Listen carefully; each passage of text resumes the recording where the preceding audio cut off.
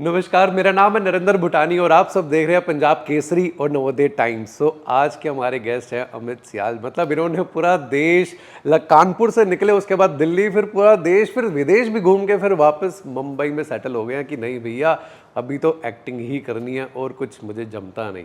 और हाल ही फिलहाल में दिखे थे रेड 2 के अंदर, उससे पहले केसरी 2 के अंदर भी दिखे थे। सर सीक्वल्स का दौर अब चलना शुरू हो गया है और दोनों में ही धमाल मचाया। और रेड 2 की बात करें तो सर मतलब आपकी एंट्री से जब आप जैसी एंटर होते हो ना तो एक माहौल ही चेंज हो जाता है पूरे हॉल का, थिएटर का। जब मैं देख रहा था प्रीमियर में तो मतलब अलग ही माहौल हो गया था, एकदम सब एनर्जी सी आ गई थी सबके अंदर।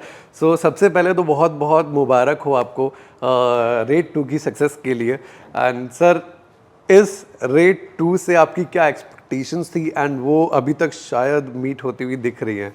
यार मुझे एक्चुअली पता नहीं क्या हो गया, मुझे तो समझ में नहीं आया कि क्या हुआ, क्योंकि रेड वन में भी था मैं, but obviously this one is more author backed, ऐसा स्पेशली लल्लन सुधीर को डिज़ाइन ऐसा किया गया है कि वो कॉमिक रिलीफ लेके आया वो। और क्योंकि वो लिखा ही इतना अच्छा था कैरेक्टर, तो मैंने अपनी ऑनेस्टी से कर दिया उसको। लेकिन जो रिएक्शन आ रहा है दैट इज़ फिनोमिनल यार, किसी ने नहीं सोचा था कि ऐसा होगा, but obviously I am really really glad that people liked it. और बड़ा मज़ा आ रहा है यार, लोग हंस रहे हैं आपकी बात पे, आपके काम पे हंस रहे हैं, एंजॉय कर रहे हैं, रिलेट कर रहे हैं उसके साथ। मज़ेदार मज़ा। तो कैसा लगा रिविजिट करके, मतलब इतने सालों के बाद फिर जो रेड का जो एक पात्र था, इसमें ज़्यादा मज़ा आया आपको या पहले वाले में, मतलब ओरिजिनल रेड में? ओरिजिनल रेड, अगर वर्क वाइज आप बोलोगे तो ओरिजिनल रेड ओरिजिनल चीज़ ओरिजिनल ही होती है। और क्योंकि वो पहला एक्सपीरियंस होता है ना, तो just that experience of working in a big film, with a big setup, with Ajay Devgan, Saurabh भाई से तो हम लोग मिल ही लेते थे इधर उधर, थिएटर में भी देखा है उनको, but just to work with Ajay Devgan, it was beautiful, and what an easygoing person and what a guy he is. और बट दूसरी रेड में भी बड़े मज़े आए, क्योंकि ऑलमोस्ट सब वही लोग थे रितेश देशमुख जी के अलावा, और सारा क्रू भी वही था, ऑलमोस्ट कास्ट भी वही थी। बड़े मज़े आए यार, बहुत, दोनों रेड में बहुत बहुत बहुत मज़े आए। किसकी रेड मारने में मज़ा आया, मतलब सौरभ शुक्ला जी की या फिर रितेश देशमुख? दोनों के अपने मज़े हैं यार। नहीं, तो कोई एक तो बताना पड़ेगा। मुझे देखो यार, बहुत सेल्फिशली ये दूसरी रेड में थोड़ा अपना रोल भी बड़ा कर दिया गया था, है ना, और करने के लिए भी ज़्यादा मौका था। और और रितेश देशमुख जो हैं वो खुद इतनी अच्छी कॉमेडी करते हैं, तो उनके सामने बैठ के कॉमेडी करना, कि हम भी कर सकते हैं सर कॉमेडी, देखो। तो but he was very very appreciative about what I was doing, and he really appreciated जो भी हम लोगों ने साथ में काम किया, and very kind of him, and बहुत मज़ा आया रितेश भाई के साथ, बहुत मज़ा आया। सर जो रेड का यूनिवर्स है वो sir justice, corruption and power पे सारा बेस्ड है थीम पे। सर आपका क्या कहना है हमारे देश के अंदर जिस हिसाब से ये चीज़ें चल रही हैं, क्या कुछ बदलाव आया है इतने सालों के अंदर, या फिर क्योंकि आप बाहर अभी रह के आए हो, ऑस्ट्रेलिया में पढ़ाई भी करी आपने वहाँ पे? भाई पता नहीं बदलाव आया कि नहीं आया, मैं तो यार, मैं मैं पुलिस से और कोर्ट कचहरी से जितना दूर रह सको उतना रहना चाहिए, I think. But I think आया तो होगा, बट यार एक तो हमारी पॉपुलेशन जो है ना, और जिस, क्योंकि we still a developing nation, और बहुत सारी हार्श रियलिटीज़ हैं, क्राइम है, ये है वो है, तो all these departments I think are overburdened all the time. और वो इतने टाइम से ओवर बर्डनड है वो, कि वो जो पीछे का बैकलॉग है ना, वही नहीं पूरा होता होगा इनसे। I mean you can imagine यार, है ना।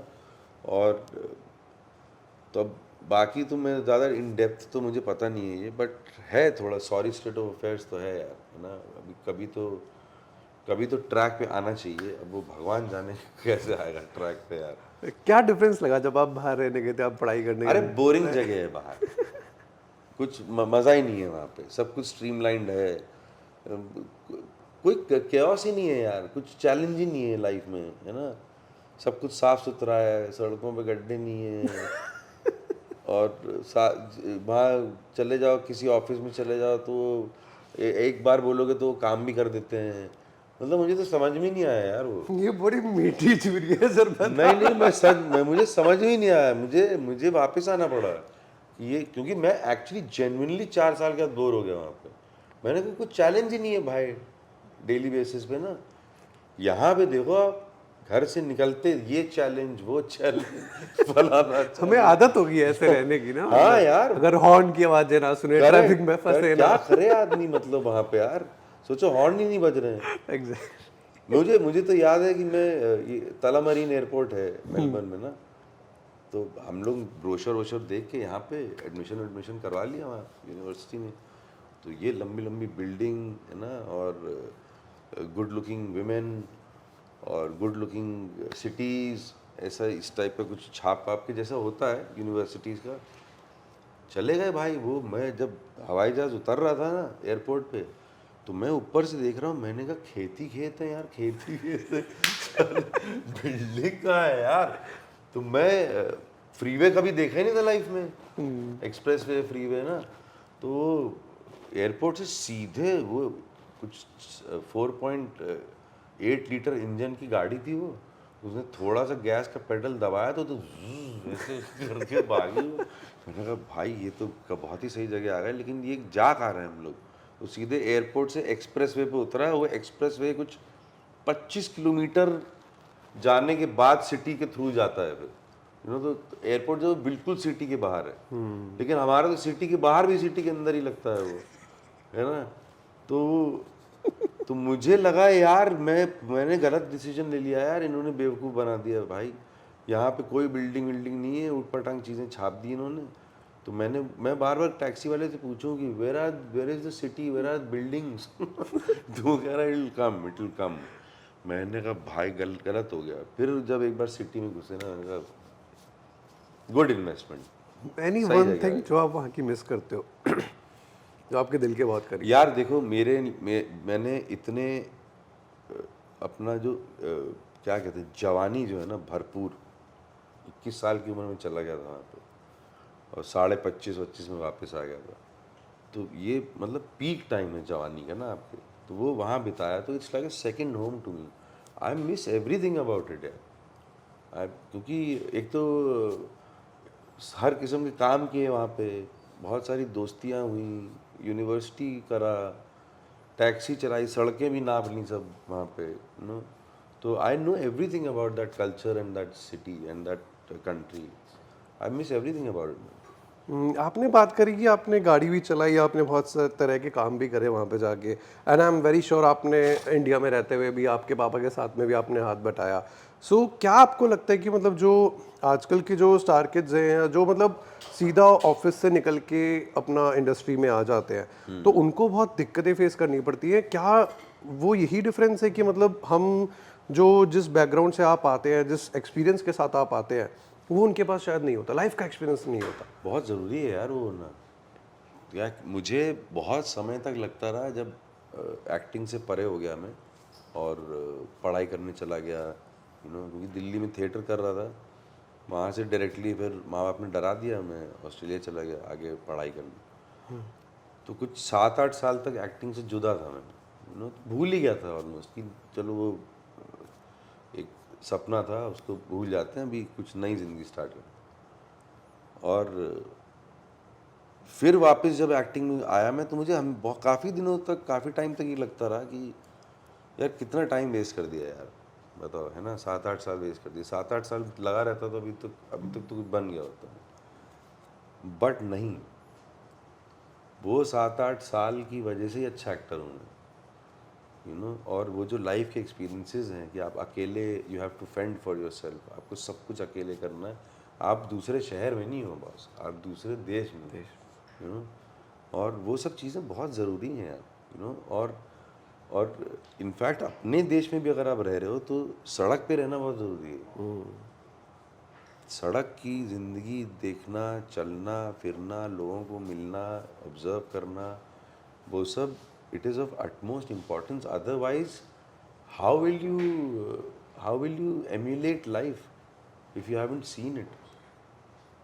तो वो प्रॉब्लम है, हो सकती है, बिल्कुल हो सकती है, और है भी, कि सड़क की लाइफ ही नहीं देखी आपने। आपका सर कोई ऐसा इंसिडेंट जब आप सड़क पे रहे हो, ऐसा कुछ? नहीं, हम लोग लोअर मिडिल क्लास टाइप का वो वहाँ थे, बैरिकेड पे, गरीब वरीब नहीं थे भाई कभी। नहीं, जैसे बॉम्बे ऐसा शहर है कि आके आपको नहीं कभी नहीं, ऐसा हो? कभी सड़क वड़क पे नहीं रहा यार, फॉर्चुनेटली। नाइस। अच्छा सर, रेड 2 की जैसी फिल्म्स की बात करते हैं, आजकल कमर्शियल सिनेमा जो बन रहा है, क्या उसके अंदर जिस तरह से रेड 2 के अंदर एक सब्जेक्ट है, एक लर्निंग है, सो इस तरह के टॉपिक्स होना इम्पोर्टेंट है, क्या लगता है आपको? या फिर सिर्फ कमर्शियल सिनेमा मतलब यार सिर्फ मुझे एंटरटेनमेंट हो? पर्सनली ऐसा लगता है कि एक एक वो तो होना ही चाहिए ना, कि आप ये कहानी क्यों बताना चाहते हो। अगर वही नहीं है जज्बा आपके अंदर, तो फिर तो आप कुछ भी बना रहे हो ऐਵੇਂ ही, है ना। वो ऐਵੇਂ ही नहीं चल रहा है, इसीलिए तो नहीं चल रहा है वो। लार्जर कॉज क्या है? Why should I listen? First of all listen to the story, what is so special about the story, and then you make a film on it. You know कि हाँ, ये इसलिए मैं बताना चाहता हूँ कहानी। और आप देख लो केसरी, केसरी भी वैसा है। 1 सेकेंड। केसरी, केसरी 2 भी एक प्राइम एग्जांपल है। उसके ही अगले 2 हफ्ते में अपना रेड 2 भी प्राइम एग्जांपल है, कि आप अगर एक लार्जर कॉज दोगे तो पब्लिक देखेगी यार, यू नो, क्योंकि वो उस कहानी के साथ जुड़ रहे हैं कि अच्छा क्यों बता रहे हैं कहानी। एंड केसरी 2 की बात करते हैं, it was a very hidden topic जो शायद उस नजरिए से किसी ने अब तक देखा ही नहीं था। मुझे भी नहीं पता था यार, मुझे एग्जैक्टली। पता ही नहीं था कि ऐसा कभी कुछ कोर्ट केस हुआ था, यू नो। और मतलब हैरानी है कि हमारी हिस्ट्री पता नहीं कौन सी पढ़ाई गई है हमको, और ऐसे पता नहीं क्या क्या चीज़ें हुई होंगी यार, you know what I am saying. तो और क्या कहानी, और क्या उस बंदे ने किया होगा उस टाइम पे, और इट्स लाइक फुल ऑन ब्रवाडो, कि क्राउन के अगेंस्ट खड़े हो गए आप, यू नो।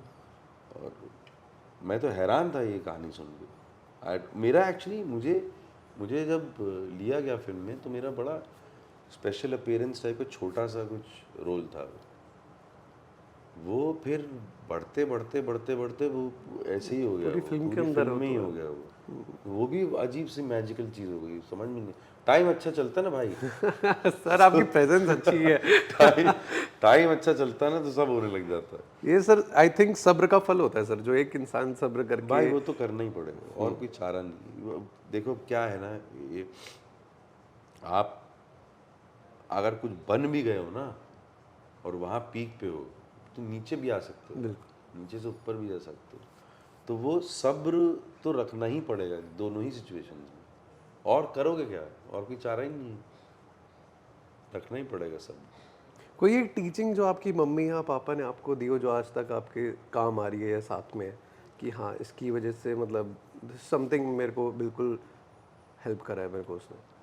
यार मेरी माँ ने ना बड़ी एक कमाल की बात बोली थी, बहुत सालों पहले हम लोग छोटे छोटे हुआ करते थे। तो कुछ तो I think, if I am not wrong, कुछ तो ऐसा कुछ हुआ था कि मेरा पढ़ाई से, एकेडमिक से थोड़ा हटने लग गया था मामला। और मम्मी हमेशा चाहती थी कि यार कानपुर में स्कूलिंग ख़त्म करे, यहाँ से निकले, क्योंकि ये थोड़ा ना उस तरीके का अप्रोप्रिएट मामला नहीं है ये शहर का, कि आप यहाँ पे फल फूल सकते हो। तो कुछ तो ऐसी बात हुई, तो फिर ऐसा कुछ मैंने बोला यार पढ़ाई वढ़ाई मन नहीं लग रहा है, ये है वो है वो है।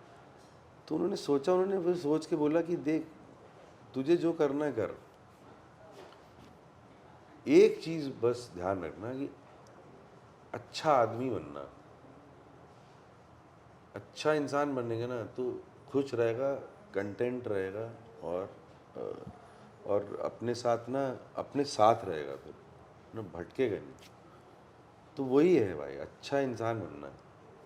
और वो गांठ, वो आई थिंक, क्योंकि बचपन में ऐसी कुछ कुछ चीज़ें जब बोल दी जाती हैं ना, वो रह जाती हैं आपके अंदर। तो वो है, वो मैं, मेरी भी छोटी बेटी है, उसको भी मैं यही बोलूँगा कि बाकी सब तो खेला चल रहा है, अच्छे इंसान बनना। सर आपका जो रेड टू के अंदर जो सर किरदार है, क्योंकि वो आपने बताया छोटे से बड़ा बड़ा होता गया कोई उसकी प्रिपरेशन करी थी आपने, मतलब इसमें आप केसरी है ना, कैसे? नहीं, केसरी टू में भी और इसके अंदर भी। रेड में तो रेड टू फुल ऑन था, ऐसे ही था ये। केसरी में थोड़ा छोटे से बड़ा होना के यार देखो क्या है ना, ये अगर आप क्योंकि आपने दोनों फिल्म देख रखी हैं, ये यार ये स्क्रिप्टिंग ही कितनी अच्छी है, तो क्या आपको करना पड़ेगा रिसर्च इसमें, आपको अपने डायरेक्टर के साथ बैठना है। आप दोनों इतने कमाल के डायरेक्टर्स हैं दोनों फिल्म के, अपना करण त्यागी केसरी के लिए और राजकुमार गुप्ता रेड के लिए। और राजकुमार जी के साथ तो मैं पहले ही रेड में भी काम कर चुका हूँ, तो हम लोग का और अच्छा है वो रिलेशनशिप। तो जो डायरेक्टर को चाहिए वो करके दे दो यार, हर समय थोड़ी ना अपना दिमाग चलाना होता है। तो ये दोनों फिल्में ऐसी ही थी मेरे लिए, I was completely relying on my director, और उस जो भी निकल के आया वो सारा श्रेय डायरेक्टर को ही जाता है दोनों फिल्मों के लिए। मैं तो इंस्ट्रूमेंट हूँ भाई। क्या राज सर ने आपको ऐसा बोला था कि रेड वन में इतना मतलब मेरे को यूज़ नहीं कर पाया, मैं रेड टू के अंदर के लिए रुक जा, तो कुछ तो है मेरे पास, ऐसा कुछ नहीं उस नहीं, टाइम में? कभी नहीं बोला, मेरे लिए प्लेजेंट सरप्राइज था ये। और मुझे पता चला कि उन्होंने स्पेशली लिखा मेरे लिए, कि मतलब इनकलकेट किया इस कैरेक्टर को रेड टू में, कि नहीं ललन तो चाहिए, and I am indebted to you sir. और इतना मैं बता दूं, मतलब वो ना जो इंट्रोडक्शन होता है ना आपका सर फिल्म के अंदर की, नहीं एक कमीना ऑफिसर चाहिए, अब मैं मतलब एक ऑडियंस के दिमाग में ना एक अलग कमीना सुन के ना कुछ और आता है, और जब आपकी एंट्री होती है और एक वो कॉमेडी वाला माहौल बन जाता है, मतलब टोटली डिफरेंट पर्सपेक्टिव जो एक राज सर का था, और जो जिस तरह से करेक्टर आगे भागे बढ़ा है, उसके बाद जब पता लगता है कि आप एक्चुअली में किसके साथ है, बहुत अच्छा तो लिखा है यार। बहुत बढ़िया, बहुत बखूबी लिखा हुआ है सर। एंड सर आपके हिसाब से आप स्क्रिप्ट जो है वो कैसे चूज करते हो, मतलब कोई एक ऐसा एलिमेंट जो स्क्रिप्ट के अंदर आपको लगता है कि हाँ ये अच्छा है, कैसे वो आप अच्छी, और क्योंकि रीडिंग एक अलग चीज़ है, उसके बाद में उसका बनना, उसके स्क्रीन प्ले के हिसाब से उसका एडिट होना, वो एक बहुत लंबा जर्नी होता है। सो स्क्रिप्ट में देख के आप कैसा क्या एलिमेंट देखते यार हो? आई थिंक जब भी आप कुछ अच्छी चीज़ पढ़ते हो ना, तो धूम सा होता है यहाँ पे कुछ ना, कनेक्शन होता है आपका टेक्स्ट के साथ, वो हो जाता है यार, वो पता चल जाता है आपको कि ये बहुत सही है भाई, ये करना है, उतना ही होता है बस, और वो इसीलिए होता होगा क्योंकि जिसने लिखी है वो स्क्रिप्ट, वो इतने दिल से और हार्टफेल्ट आया होगा वो बाहर पन्नों पे, वो आप तक वो एक्टिंग में भी यही होता है कि अगर आप फील कर रहे हो उसको ना, तो ऑडियंस भी फील करेगी, क्योंकि हम लोग कनेक्टेड हैं यार, इसीलिए तो आप, वरना क्यों जाएगा कोई आदमी अंधेरे कमरे में 300 लोगों के साथ पिक्चर देखने, कनेक्शन ही, we crave that connection, we social animals. सही बात है सर। सर आपके कॉलेज लाइफ में चलते हैं थोड़ा सा, आप सर आप DCSE के पास आउट हो, सर आपका जूनियर आपके सामने बैठा है। क्या बात कर रहा है? कौन से बैच का है? मैं सर 2014 बैच का पास आउट हूँ। हाँ, मैं एंशिएंट हूँ। आप बहुत साल पहले के पास आउट है सर। उस कॉलेज की लाइफ से आपको कोई एक मेमोरी भाई वो DCSE कोई से? कॉलेज है मैं पहले साल गया उस कॉलेज में, वहां पे तो भाई, वहीं था तब वो नेताजी नगर नहीं, में? बट वो, हाँ नेताजी नगर, बट वो बड़े, पहला साल बड़ा अच्छा था वो, लेकिन मतलब वो उस साल में मुझे पहली बार ऐसा लगा कि यार दिल्ली आ गए, जानते नहीं किसी को, और ऊपर से ये एक तो हमारा ISC बोर्ड था, तो 80 to 83% ऐसा कुछ तो करके आए थे, 80 to 83% कोई औकात ही नहीं थी दिल्ली में। तो वही, या तो वो कौन से थे वो, रामलाल, नहीं दौलत राम, RLA दौलत राम तो उसका DRC, वो तो नॉर्थ कैंपस हो गया, RLA साउथ कैंपस में RLA था। था एक, और या तो फिर इधर मिल रहा था, RLA था एक और था कहीं, मैं तो उसमें भी बड़ी कोशिश करी, भगत सिंह में निकाल दिया उन्होंने मुझे, इन योर ड्रीम्स बडी, यहाँ नहीं मिलेगा तुमको। तो फिर DCSE ले लिया मैंने, मुझे पता चला कि यहाँ अटेंडेंस का कुछ खासा प्रॉब्लम ये एकदम सच बात है, ये तो मैं भी अप्रूव करता हूँ सर, अभी तक वो बरकरार है वो चीज़। अटेंडेंस का कुछ खासा प्रॉब्लम नहीं था वहाँ पे, और मुझे यार करना था थिएटर, तो मैं तलाश कर रहा था कि किसके साथ करूं, और as luck would have it, पहले साल बहुत पका मैं, पहले साल ही गया बस कॉलेज, और मेरे से 1 साल सीनियर थे, 2-3 दोस्त, वो दोस्त बने, ज़्यादा दोस्ती भी नहीं हुई। और सेकेंड ईयर ऑनवर्ड्स कुछ वो ऐड आ गया था पेपर में, theatre action group is calling for auditions for a play, और बैरी जॉन डायरेक्ट कर रहे थे, तो उसमें घुस गया मैं। उसके बाद कभी गए नहीं भाई DCS। मेरे पहले पहले साल में DCSE में एग्जैक्टली 80 आउट ऑफ 200 आए थे। फिर वो सप्लीमेंट वप्लीमेंट में कुछ होता था ना। हाँ सर, हाँ, फिर मेरे भी भाई, आई है। फिर भाई मैंने हर साल जो है ना पिछले दो तीन वो देने पेपर पड़ते देके सेकंड डिवीजन कर ली भाई अपनी, ऐसी बात नहीं है। नाइस सर, और वो तो बीकॉम अपनी भी ऑनर्स आ गई। बीकॉम ऑनर्स में बहुत खूब सर। सर उस टाइम पे थिएटर सोसाइटी थी हमारे कॉलेज में। थी ना। Actually that college is super famous for ये अपना extra curricular yes sir. Fashion show, बड़े बड़े मॉडल निकले वहाँ से। एनसीसी भी बहुत अच्छा खासा एक्टिव है। हाँ, वो उसके लिए ज्यादा पॉपुलर था वो। और मैं चला गया था गलत कोर्स में, बीकॉम ऑनर्स। कौन करता है यार। मैं तो अभी सोचता हूँ कि अकल ही नहीं थी भाई। इंग्लिश लिटरेचर ले लेता, स्टीफन्स में पढ़ता है। या बट यार ये तो डेस्टिनी है ना।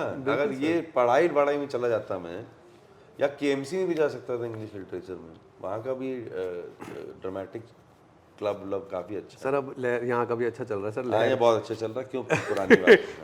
लहर को मैंने फाउंड करा, DCS की ड्रामेटिक सोसाइटी है, अब चल रही है वो। 2013 में मैंने शुरुआत कर दी थी। Very nice. मेरे से पहले थी वो, सब डिसॉल्व हो गई थी, तो अभी मैंने फिर शुरुआत करके अभी चल रही है तो वो कैंटीन जो थी वो सर। वो बरसाती वाली सर वो थी मेरे टाइम तक, थी वैसी ही थी। जहाँ पे बहुत सड़े हुए समोसे और बहुत खराब, और वो ब्रेड पकौड़े गंदे वाले भाई, मतलब वो सब है सर, था मेरे टाइम तक तो वैसी था। अभी शायद रेनोवेशन हुआ है तो थोड़ा हाँ, कुछ मैंने बदल सुना गया था है। कुछ तो नई बिल्डिंग भी बन यार गई है। जाऊंगा आपकी बार ना, देखने बिल्कुल जाऊंगा। आइए जब सर, जाऊंगा बिल्कुल ना, आइए। याद दिला दी तुमने।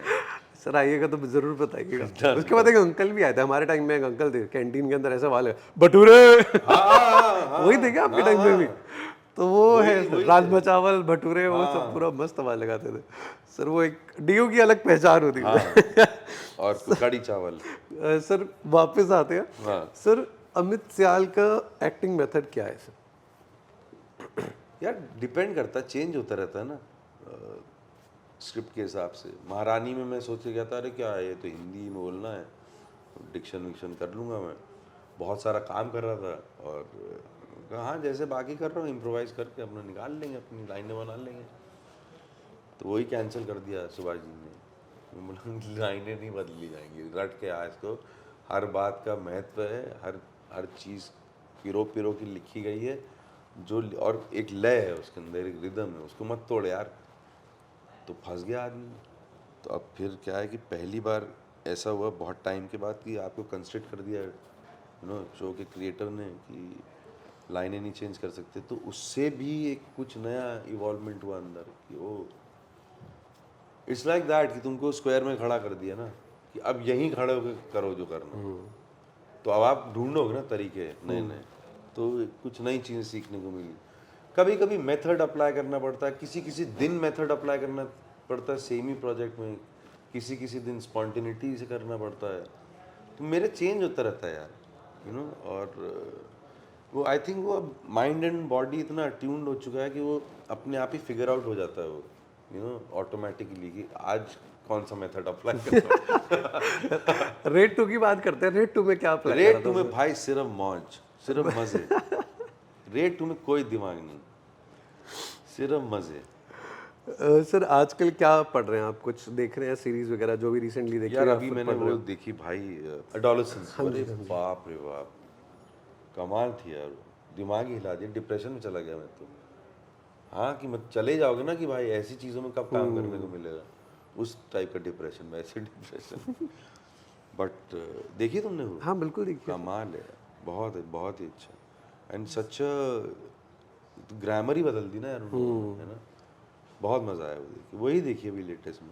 मैं डॉक्यूमेंट्रीज बहुत देखता हूँ यार, क्योंकि मुझे लगता है कि सारी दुनिया तो घूम नहीं सकते, सारे दुनिया के लोगों से तो मिल नहीं सकते, और डॉक्यूमेंट्रीज ही एक ऐसी चीज़ है जिसके अंदर एक एक रियल टच तुम्हें मिल सकता है लोगों का, लोकेशंस का, बातों का, थॉट प्रोसेसेस का। डॉक्यूमेंट्रीज बहुत देखता हूँ, देखता ही रहता हूँ, याद भी नहीं है मुझे कौन कौन सी देख डाली। तो आई थिंक वो सब बैठा हुआ है पीछे। सर एडोलेसेंस की बात करते हैं कि उसमें एक सिंगल शॉट के अंदर सारे शॉट्स दिखा दिए। सर हमारी इंडस्ट्री में ऐसा क्यों नहीं होता, आपको क्या लगता है? कोई एक्सपेरिमेंट ऐसा क्यों नहीं भाई होता? उसके लिए बहुत तैयारी करनी पड़ती है। आप लेकिन आप ये एक चीज़ देखो ना, उसने लिखा क्या है, मंडेन चीज़ें लिखी हैं उसने, लेकिन वो इतनी डिटेल में लिखी हैं कि आप एक थोड़े से टाइम के बाद ना हो जाते हो इनके साथ। फिर उसके बाद उन्होंने जो भी डीओपी आया होगा उसने डिवाइस किया होगा ये कि how do I get my audience to become a part of this family. तो एक टेक्निक होती है ब्रीदिंग कैमरा, तो आपको लगता है कि आप ही देख रहे हो, तो थोड़ा थोड़ा कैमरा, ओके, हाँ हाँ थोड़ा हाँ, थोड़ा कैमरा हैंडी हिलता हल्का रहता सा या है ना। ये तो और ही कहीं और चले गए भाई। मतलब आपको लग रहा है कि आप, क्योंकि जब बाप नहीं दिखाई दे रहा है स्क्रीन पे तो आप बाप हो, कैमरा बाप है, एग्जैक्टली, ठीक है आप ना? इससे बात कर रहे तो हैं ऐसा लगता आप चल रहे हो अपनी वाइफ के साथ, अपनी बेटी के साथ, अपने बेटे के साथ। तो ये वो जो डिवाइस किया ना उसने, बहुत कमाल है यार। पहले कहाँ हुआ है, किसी ने नहीं किया, नहीं। पहली बार ही किया ना। है जी। बहुत अच्छा, सीरीज में आई थिंक पहली बार हुआ है, बहुत मूवीज में अच्छा। हुआ होगा। सब शॉट्स हैं उसके अंदर, पीओवी भी है उसके अंदर, मास्टर भी है उसके सब अंदर, सब बर्ड्स आई व्यू भी है। मतलब आई वाज, मतलब कैसे उसको कैमरे से ट्रॉली पे कहाँ पहुंचा दिया, कब नीचे ले उसका आए। मेकिंग है, थोड़ा थोड़ा स्निपेट्स ना देखना, जी बहुत जी, इंटरेस्टिंग बिल्कुल है, बिल्कुल, वो बहुत बहुत इंटरेस्टिंग, इंटरेस्टिंग है सर, अपने आप में इतनी इंटरेस्टिंग है। बहुत सर बहुत। इतने तरह के किरदार आपने कर लिए हैं, कोई ऐसा अब रह गया है कि हाँ अभी तो मुझे ये भी करना है अरे अभी एक्सप्लोर? तो बहुत कुछ सर करना है यार। क्या अभी क्या है सर आपकी लिस्ट लव के अंदर? स्टोरियाँ करनी है, और कम से कम 20-25। अभी शुरुआत तो होने दो, फिर होगा अपने आप। सर तितली के बारे में बात करते हैं, आपकी जो फिल्म थी सर उसके बारे में कुछ, बिकॉज वो सबसे अलग थी, मतलब जो एक जितने किरदार थे भाई आपके वो पुराने। इंसान जो है ना कन्नू बहल, वो भी अलग ही है वो। तो वो रिफ्लेक्शन है उस आदमी की पर्सनालिटी का, फिल्म। बट यार वो तो उसमें करी गई थी भाई, सॉलिड मेहनत। और मुझे याद है कि मैं दिल्ली में था और शूटिंग के बीच में ना होली आ गई थी। तो होली मेरा फेवरेट फेस्टिवल है। तो एनीवे छुट्टी भी थी, शूट की भी छुट्टी थी। तो मेरी वाइफ जो पहले गर्लफ्रेंड थी उन दिनों में, तो वो दिल्ली की हैं, वो मिलने आई मेरे से, होटल में रह रहे थे हम लोग। और उन्होंने आके मुझे देख के बोला कि तुम बदल गए। और वो जो बदल गया था मैं, वही तितली में दिख रहा था। तो वो इतनी कमाल की प्रिपरेशन थी उस फिल्म की, वर्कशॉपिंग के थ्रू, और जो प्रोसेस था कन्नू बहल का और अतुल मुंगिया का, बहुत बढ़िया था यार। हम सब एक्चुअली वही हो गए थे, और इसीलिए वो दिखता है फिल्म के अंदर। सर ये एक्टिंग के ना प्रॉब्लम्स के अंदर ये चीज़ नोटिस की जाती है कि एक्टर उस किरदार में से निकल नहीं पाया। सर क्या उस तरह का था ये, उसमें से कैसे निकलते हो आप? जैसे अनाउंस होता है ना, शूट रैप, आज का काम रैप में निकल आता हूँ। मतलब इतना इजी होता है आप, हाँ यार, क्या मतलब क्योंकि है आपने तो निकल नहीं इतने पाते हो इंटेंस यार? इंटेंस रोल्स करे हैं, मतलब उसमें। ये क्या मतलब होता है कि निकल नहीं पाते हो? आप ही ने तो किए, आपको पता है आप एक्टिंग कर रहे हो यार। साइकोटिक थोड़ी ना हो गए भाई कि भूल गए अपने आप को, क्या मेरा नाम ही अब वो हो गया है। ऐसा ऐसा थोड़ी ना होता है यार। ठीक, तो आप ही के अंदर से रहा ना सब कुछ। तो वो जो बाहर निकाला उसको ऐसे गठरी बना के अंदर डाल के घर जाओ, खाना वाना खाओ, अगले दिन फिर निकालो उसको बाहर। सर आउट ऑफ एक्टिंग, मतलब अगर मैं बोलूं कि अमित साल एक्टिंग नहीं कर रहे होते, एक्टर नहीं होते, तो क्या होते? शेफ। सर कब बुला रहे हो? सर मैंने सुना आप वर्सोवा में ही रहते हैं शायद, आसपास रणदीप हुड्डा सर के पास में ही शायद। ने पहले ज़्यादा पास था, अब थोड़ा इधर हो थोड़ा गया। सर क्या क्या, मतलब आपकी स्पेशल डिश क्या है? यार ये सब बना लेता हूँ मैं, थोड़ा कोरमा वोरमा, सब कुछ ही बना लेता हूँ ऑलमोस्ट। वो सर कानपुर का स्वाद मिस करते होगे बड़ा? बहुत बहुत यार, बहुत मिस करता हूँ। और जब भी जाता हूँ तो पेट खराब करवा के आता हूँ अपना, और इतना खा लेता हूँ जाके। वो अलग ही टेस्ट है यार, अलग ही टेस्ट है वो नहीं मिलता कहीं और, दिल्ली में भी नहीं मिलता वो, बिल्कुल सर, बिल्कुल दिल्ली में नहीं। सर। अपकमिंग प्रोजेक्ट्स कोई आपके उसके बारे में अगर बताना चाहेंगे लास्ट में? भाई एक दो वेब सीरीज़ हैं और काफ़ी टाइम से आई थिंक कंप्लीट हैं, हो जाएंगी इस साल में शायद रिलीज़ होपफुली। एक नागेश कुकुनूर जी के साथ ही है, बहुत इंटरेस्टिंग वेब सीरीज़ है वो, ज़्यादा उसमें डिटेल नहीं बताऊंगा अभी क्या है क्या नहीं है। और एक कॉमेडी फिल्म कर रहा हूँ अभी, पीयूष भाई हैं, मनु ऋषि चड्ढा है, पुलकित है, वरुण है, और बड़ा मज़ा आ रहा है वो करने में। और दो तीन चीज़ें और हैं पाइपलाइन में, है चल रहा है, धीरे धीरे सरक रही है ज़िंदगी आगे। बिल्कुल सर, बहुत बहुत मुबारक हो आपके सारी जितनी सक्सेसफुल। अब टाइम सर चल रहा है तो आपका समय चलता रहे, ये हमारी दुआ है। और सर DCSE ज़रूर आइएगा तो बताइएगा। बिल्कुल आऊँगा भाई, बिल्कुल आऊँगा, थैंक बिल्कुल यू जाऊँगा so much, 100%। Thank you so thank much you, sir. Thank you, lovely talking to you.